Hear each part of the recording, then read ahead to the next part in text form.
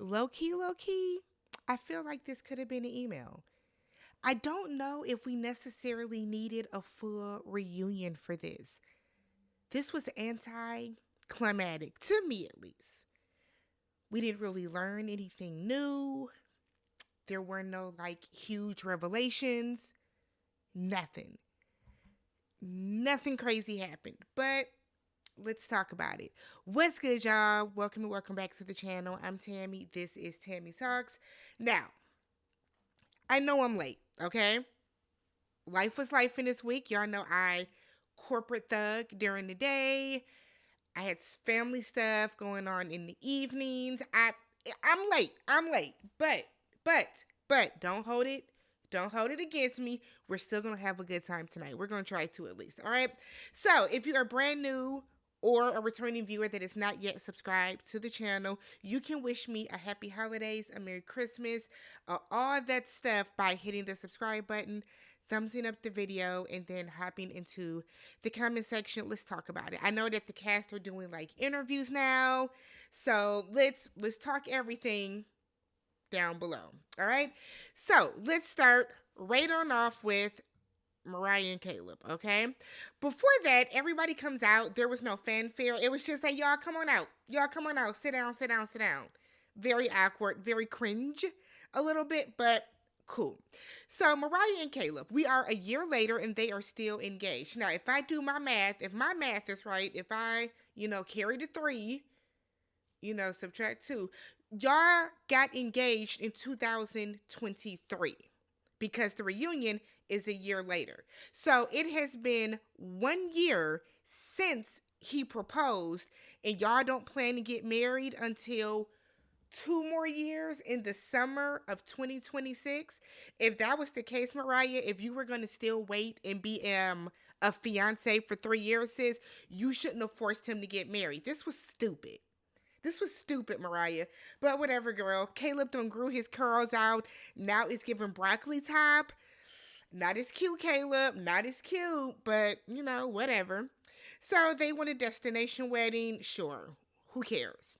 Caleb and Aria have no connection to each other anymore. No contact, no nothing, okay? I don't want to kick it with your skate with your Nathan. That's what they were on.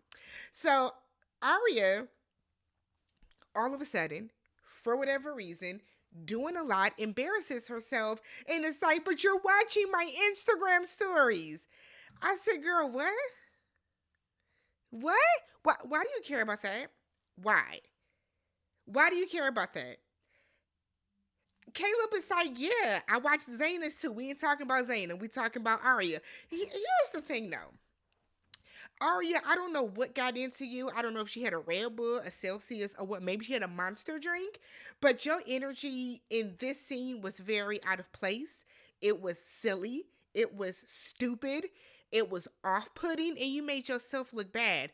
Because by no means, and I mean absolutely, totally, frutily, no means should you be feeling this emboldened to come into their conversation and do this. What is going on here? So Aria is like, and then you blocked me. Caleb said, no, I didn't. Aria said, yes, she did. You unblocked me then. So are you checking back and forth to see if this man blocked you? Because it's given unhinged, sis. It's given, what is going on? What do we need to call somebody? What is happening here? What? I was so embarrassed for her. Oh my God. Oh my God. I cringed. I don't like getting secondhand embarrassment, and this was no different. So Aria said that she believes that Mariah and Caleb are fake and that they were very fake during the process. Girl, bye. Here's the thing, Aria. You feel the way, and we have known this. Aria feels a way that Caleb was not kissing her ass and trying to get up on her the way that she wanted him to. And because she felt that he wasn't giving her the energy that she wanted back, that in turn turned to her maybe feeling a little, I don't know, insecure. I don't know, but I do think the fact that Caleb wasn't giving her the energy back that she was getting, he wasn't picking up what she was putting down, it did something to her. It honestly and truly did, and it irritated me. Okay, so Mariah was like, we weren't fake. When Mariah, you ain't had nothing to say all throughout this process. Sit back and just whatever, just sit back and chill. But Aria is saying that Caleb and Mariah will talk on the phone every night for at least 2 hours. Now, I'll say this. If they were literally talking every night for 2 hours, Mariah, why was Mariah acting as if she hadn't seen or talked to Caleb? This entire situation was messy. I don't like it. It gave me the ick a little bit. It just, I don't know. It irritated me, this entire scene. So Mariah feels a way that Caleb did not admit to having an emotional connection with Aria. We all want to know why Caleb was acting as if they were just two ships passing in the night and they had just built a friendship when we know that that was not the case, right? We all know that that was not the case. Caleb knows that was not the case, but uh, keep the lie alive, okay? I guess that's what he was giving. So Mariah felt blindsided when she watched the show because what Caleb told her is not indicative of what she saw in the footage. It's just not what she saw in the footage. So Scotty was like, look, I was honest about my emotional connection with Zena. And, I just kind of feel like the two of you talking about Aria and Caleb were not giving Mariah that same respect. They should have been upright with her. They should have been truthful with her. And they should have. But a bigger issue is that it was Caleb. Because Aria doesn't have loyalty to Mariah. So if Aria doesn't want to talk about what was going on with her, she doesn't have to. She doesn't have to. So Mariah said that Caleb kept claiming it was solely friendship. So when she finally went back and watched the show, she was gutted that she had to watch what was happening. According to Mariah, it was more than just friendship, and we all know it was. Caleb said, look, right, I wasn't truthful with you, but he felt that if he did not allow a romantic connection to form, if he kept that distance, if he maintained that space between the two of them in that way, that he wasn't crossing boundaries and he wasn't doing anything wrong. But he does eventually admit that he did have an emotional connection. And I hope that Aria is comforted now that Caleb admitted y'all had a connection. Because damn, sis, is that what you wanted to hear? Oh my God. What difference does it make? What difference does it make? Jesus. Jesus. My God. So we then get to Scotty and Arya. And they, yeah. That's the best I can give, right? So they aren't engaged anymore. And Aria said that she knew that Aria knew that when she accepted the proposal, that it was more emotional. Scotty was saying all the things that she wanted to hear. He was saying all the right things. And she said, well, shoot, let's go forth and prosper with it. Let's do the damn thing. But she realized that she moved too fast and that she made a mistake. Now, Scotland is like, well, yeah, I made a mistake too. Shut up. We don't want to hear what you're talking about. Let her finish. So Aria said that she broke up the engagement a day later. I said, ma'am, please. So you wasted everybody's time and you deprived us of good footage. You deprived us of a crash on Aria. You are now on my list. So Scotty looks embarrassed. His eyes are all red. He's crying. That hair is dry. You can tell he's going through it, right? So Scotty now says that he made a mistake when proposing, not because he proposed, but because he felt like he threw too much at her. He told her all of this stuff, gave her a bunch of promises. It was a bunch of lip service, and he thought that that was going to be the way to kind of win her over. But he said that even looking back at the footage, he could tell that she wasn't all in. He could see that moment where we all saw where it looks like she's thinking about whether she should say yes or whether she should say no. So according to both of them, they were going to go to couples therapy. They moved in together after the engagement was broken off. They still moved in together, tried to kind of work it out. The same issues were happening. Of course, the same issues were happening. Y'all were having the same issues the day before the ultimatum.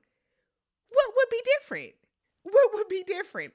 So Aria wanted them, or I think she said that Scotland suggested that they go to couples therapy. Aria was RN, but they never actually scheduled couples therapy. So they never actually went. It took a year.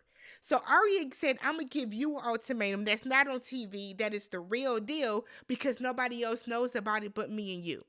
She gave him the ultimatum that they needed to go to couples therapy. Scotland did not want to go to couples therapy, drug his feet about it, and it took almost a year. Because it took a year, she was like, I'm done. I told you what it is and what it ain't gonna be. You didn't hold up your part of the bargain, so we're done. Scotty is like, well, it was so much going on and all this other type of stuff. So I was with Nick and Vanessa. Well, what happened? He didn't want to say. Aria is like, are you going to tell them the deets, or are you going to say it's a bunch of different things? So Scotty said it was not his story to tell. I said, well, what happened? So Aria starts talking, and she said that her grandmother passed away, and she had a miscarriage, and she had all these different things that were going on, and she is emotionally spent. She's exhausted. She's tired. She is just tired from life, and she's tired of you, Scotland, because I am 1,025.879% sure that you were not there for her in the way that she needed you to be while she went through these things. So she doesn't want Scotty to feel like she just gave up on the relationship, because she didn't. She is tired. And if Scotty does not understand that, which it does not feel like he is able to understand that, I don't know what to tell him. And I don't think you should say anything else, Aria. Like, let bygones be bygones, right? Be done with it. Zena is surprised that Aria even accepted the proposal. Girl, we all are. We all are. No, I'm not surprised. I knew that she would. And I knew that by the time the reunion came, that they would be broken up, much like they are, right? So Scotty then said, if you've ever loved somebody, you know what it feels to love someone, and you know what it feels to have your heart broken and shattered. And Scotty feels that he is heartbroken and his heart is shattered. And I said, how do you think Aria has felt every time that she had to ask you for something over and over and over and over? Nigga, she had to beg you for couples therapy when you suggested it. So then Scotty is like, well, things weren't done in her time. I'm sorry, but if I ask you to do something on September 1st, I am not expecting you to finally do it September 1st, 2025. So if it took a year for you to do something, then you aren't trying to accommodate her. Scotty, that's why your hair is dry, because you're not thinking. Get your activator. Get your activator going. Oh my God. Simple as. So then we get these two. And I feel like this was a lot of back and forth, unnecessary, he say, she say. It's very clear that they still like each other. It's very clear that they still love each other. But it seems like each one of them, both of them, Zena and JR, have too much pride to admit that and to try to work it out. And honestly and truly, they're just not good together. They're not meant to be together. So JR said that Zena wanted to go back to doing what they were doing and act like the experience didn't happen. So he said that they didn't spend Christmas together, and Zena said, yes, we did. He would say, well, we didn't exchange gifts. She said, I gave you a gift and you gave me a gift 3 days later because you felt bad. So off rip, JR is lying. And for what? What are you lying for? What is the purpose of you lying about this? So Zena said that they moved out, but they still lived across the street from each other. I said, oh, okay. So they were still talking on the phone. They were still, like, I guess, there for each other. She froze her eggs, and he was, like, helping her out with that, with, like, the injections and all this type of stuff. According to Zena, they still celebrated JR's birthday and Thanksgiving together. His response is, I didn't want to do any of that, so why did you? If you didn't want to do any of that, why did you? I'll wait.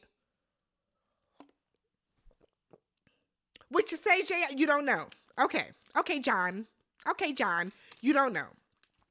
So Aria said, I keep saying Aria. So Zena said that he never said he didn't want to do anything. So, according to JR, he feels that he still needs time to process what happened on the show, and that's why he won't give her closure. That's bullshit and that's a cop out. You're not giving her closure because you still want to be able to sleep with her ass. But the way that you are saying that a year later you are still processing what happened, that's bullshit, JR, and you know it is. You know it is.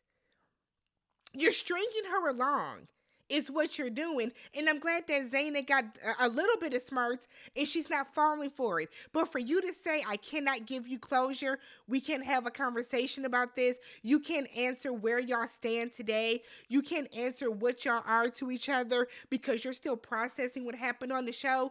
No, you wanted to wait for the show to air to see if maybe Pecan Sandy would want to come and creep on back over to you, or you were waiting to see if your DMs were going to pop after the show aired. It had the adverse effect on you.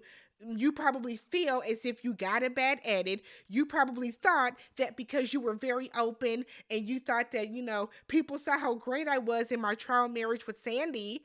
I was in my trial marriage with Pecan Sandy. That's what that is. And it didn't work that way. And that's why you continued to string her on. Okay? I'm not dumb. I'm not dumb. So Zena is feeling like he never had any indication or intention of ever proposing. And I'm like, what? Well, girl, why'd you bring him on the show? Because JR is saying that she is still the best girlfriend he's ever had, and he still follows her socials and keep up with her, and oh my God, you're looking good. I said, I know you ain't shooting your shot, nigga. I know that's not what's happening. Oh my God. It's giving meathead at this point. So Zena said that the day before they came on this process, she knew that he had been checked out of the relationship for the past year. So Zena, now we have to pivot to you and ask, did you just want to be on TV? Because if you knew that this man had pivoted out of their relationship, he was checked out, why would you give somebody that is mentally and probably emotionally checked out of their relationship, why would you give them an ultimatum to propose to you? What in the stupid, I don't have common sense is going on here? That doesn't make sense. I'm getting hot. Because I'm getting angry. I am a person of logic. I am a person of rationale. I am a person of common sense. This does not make sense. You feel he was checked out the entire last year of your relationship, and you thought that giving him the ultimatum to either propose or you were going to break up with him was the best thing, sis? Come on. Oh, I can't stand to hear people sound stupid. So apparently the day before they even went on the show, she got a text message with some screenshots of JR and another woman texting. And JR was like, well, that's not cheating. Oh, bullshit, it's not. Were y'all just saying, hey, friend, how you doing? No, I'm certain that what you were talking about with this other young lady was indicative of a person that was cheating. He was like, but I owned up to it. I don't care. I truly don't. Truly don't. So JR said that he thought coming into this today, into this reunion, that they might have a chance to get back together. Zena said the door is closed. I know that's right. Because what are we doing? What are we doing? Zena calls him a liar and a con artist, said he lied about the number of times that he kissed Sandy, how he wasn't really into Sandy until she watched it back, and, she was probably mind blown, okay? So Zena is like, you were even saying that Sandy was the one initiating everything. So Sandy clarifies that they did not sleep together. I don't know if I believe that, but Sandy claims that they did not sleep together, and JR said that he just forgot about the third kiss. I was with Zena. What about the fourth, the fifth, and the sixth one? You forgot about those too?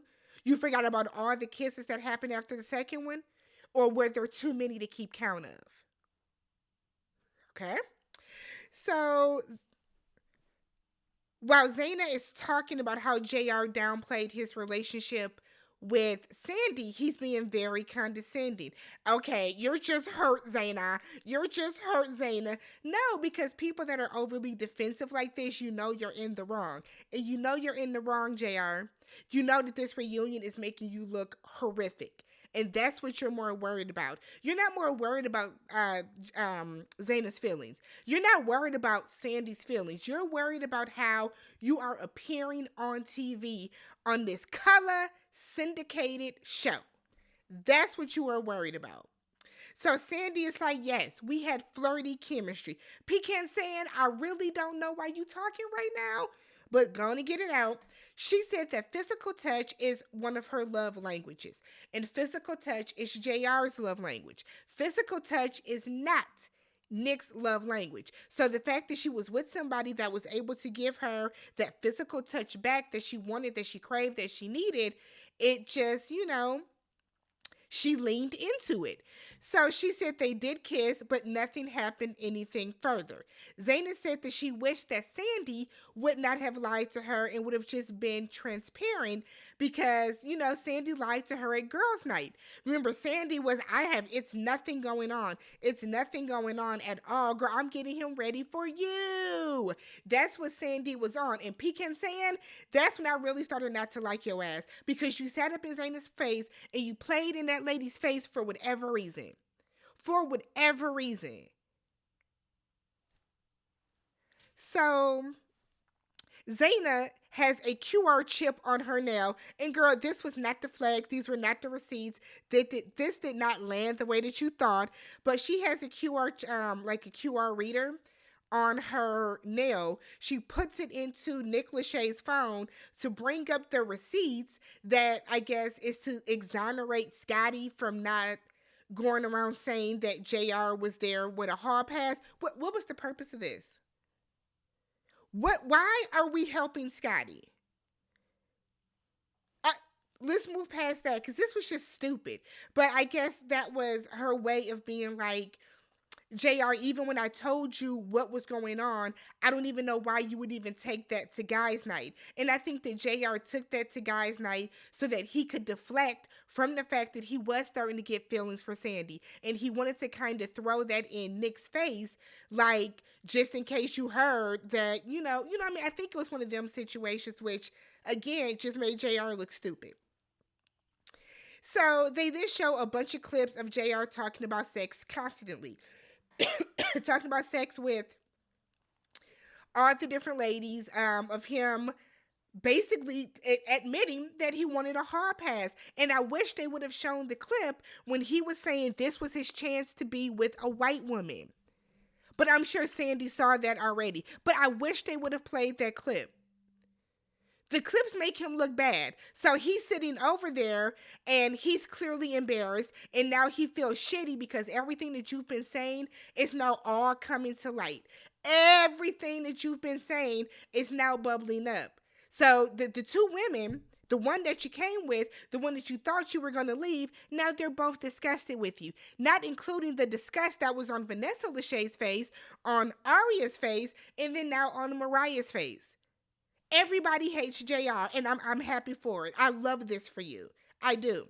So Sandy said that JR often leads with sexual jokes a lot, and it comes off the wrong way. So she said that it was hurtful to see him talk about some of the stuff that he said in those clips. So now that door is closed forever. Forever. Because you thought that you was going to get the white girl, JR. You were so smitten with Sandy. And now that she sees the real you, she looked disgusted by the clips. She looked disgusted by the clips. Imagine feeling like you came for a hard pass, having the audacity, the gall, the temerity, the nerve, the stupidity to say it. To say it on camera. Then to fall for somebody. And now this person thinks you used them as a hall pass. How do you fix that, JR? You can't. Dumbass nigga. So then he was like, the hard pass comment was taken out of context. It was not. It was not. You look a fool and your pants were too tight. Next. So then we get David and Vanessa. We really didn't need them. I don't know what is going on with Dave's hair, but we didn't need them. So they were at least, they were at least bold enough to show up, right? They don't talk to anybody. They've only seen Mariah and Caleb since the show. Vanessa said that, okay, now we got to clarify. Ultimatum Vanessa said that Ultimatum Nick texted her just 2 days ago saying that he was glad that she was coming because this would clear some things up. Ultimatum Nick is like, no, I didn't. I meant clear things up for everybody. It's giving chaotic. It's giving coke. It's giving shut up Nick. Because you already over there looking guilty, you're fidgeting, you're looking all around. You only shine bright during the segment when we're calling JR out for the stuff that him and Sandy did. This segment here is not for you, so sit back, okay, and be quiet. So, the reason that Vanessa left the marriage, the trial marriage, left the process, she was uncomfortable in the house with Nick. Now, I have heard that Vanessa is doing interviews, and in those interviews, she is saying that Nick was on drugs and on alcohol, allegedly, according to her, on drugs and on alcohol while they were doing the filming. So she kind of reiterates this or brings this to light in the reunion. So she said that she did not feel that there was a learning opportunity for her in this, and that there were some things going on that the camera did not show. She didn't feel safe. So Nick is like, yeah, I was drinking a lot and I was extremely rude to her. She didn't deserve that because she didn't do anything to you. Vanessa said that, remember he saw Sandy. Pecan San told him that, she had kissed JR, and that's what set Nick on that initial spiral. So Vanessa was like, this was the first day. This is a lot. So I'm consoling you and I'm asking you, do you want advice? You want me to be a sounding board? No matter which way you would answer, I would give you that and it would still not be good enough for you. So Nick is like, well, I was there for you too. And I held you while you cried. And Vanessa was like, what is that? Who cares? And I was with her. And Sandy was like, he's saying that he was there for you, like you were there for him. I'm sure it was different. Based on what we saw, it was different, right? So Vanessa then said that Nick was even lying about certain things, like he lied about being homeschooled. I said, oh girl, who lies about being homeschooled? So Nick was like, I was homeschooled. She was like, for a semester. He was like, it was a year. Okay. Vanessa did not feel that she needed to say goodbye to him because they had been arguing and fighting that entire day, and she didn't feel the need to. And at one point, when they first left, I thought that, damn, Vanessa, that was wrong. But now knowing what was probably happening in that apartment, what he probably put her through, pack your shit up and go, girl. Just go. They are a year later, and Dave still hasn't proposed. Dave said he no longer needed to be there because he knows that Vanessa is his person, and he knows that Vanessa is who he wants to be with, and he learned a lot. He learned a lot, Learned a lot, but not enough to want to propose. Okay. And then finally, we get to this disaster, which we are going to call Nick and Sandy. I'm going to run through them real quick because I feel like they had the same conversation that we have heard them have the entire season. So, Nick claims that when he went to reach for something during the ultimatum, it was not a ring, it was a piece of paper. Cap. Did I say that right? Is that how the kids say it, Cap? Liar. Fallacies. No. You went for a ring box. But he said he had no intention on proposing. But he said her visceral reaction, her immediate to even thinking that he was reaching for a ring, let him know that she was not ready. So he once again admits that he was drinking a lot. After the process, he was still drinking. He went to recovery. 1 week into his recovery, Sandy said, I don't want to do this no more, and she left him. I said, damn, during recovery, girl, but okay. I guess that helped. The recovery helped, but like, oh my God, if Nick is still sober and is still taking his sobriety serious, kudos to him for getting the help that you needed. Sandy realizes that during this process, that they just aren't the right partners for each other, and they aren't. They do not talk at all. No. JR and Sandy do not talk at all. They kind of checked in with each other like the first week or so. It shouldn't matter because everybody is broken up. I think Zena said that she is talking to someone or she's like dating. Who cares? But that was the ultimatum. If you guys made it this far, I apologize for the video being late, but y'all know life be happening. But subscribe to the channel, thumbs up the video. I might have some bloopers at the end of the video, so stick around if you can. If you've made it this far, please subscribe, please thumbs up the video. Merry Christmas, Happy Hanukkah, Happy Kwanzaa if you don't celebrate anything but the New Year. Happy New Year, and I will catch you guys in the next video. Peace. Truly not. Shit. Okay, let me start over.